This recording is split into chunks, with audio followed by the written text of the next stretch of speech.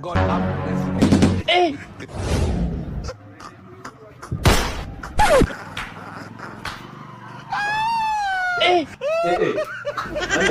Ndio unafanya hapo kwa? Hiyo unapeleka nini? Unapeleka wapi nywele? Unapeleka nywele unajua dem anaitwa Strata. Strata msichana huyo dem. Amekuja hapa. Namjua. Umemnyoa? Sasa huyo dem ni ex wangu. Hakuna. Na bro sikia. Sasa imekuwa uchukue nywele. Haya sikia nikwambie kwa nini nachukua nywele ya huyo dem. Huyo dem ni ex wangu. Tumeachana 2026 jana date. Bwana hizo ni zenyu bwana. Sasa tulia nikuelezee. Kuna Tulia nikuelezee. So kitu imefanya nichukue nywele.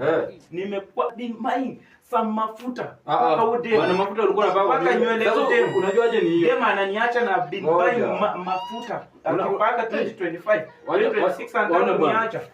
Unajuaje ni hiyo? Bwana unaidentify hiyo. Kujua najua nywele yake alikuwa dem yangu na unachukua nywele ya watu wengine hapo. Mimi sitaki kusema. Kuna sheria gani inasema ati mtu achukue nywele kwa kinyozi hapa? Hakuna mambo ya kuchukua nywele kwa kinyozi. Unajua pia umenyamaza hapa na nywele yako itaendelea. Mambo tusaidiane huyu jamaa hii maneno bwana. Ai bwana. Pamoja huyu jamaa. Hivi bwana unafikiri nywele bwana wewe. Unataka kuna nywele watu hivi kinyozi bwana. Sheria gani? Fanya toka bwana.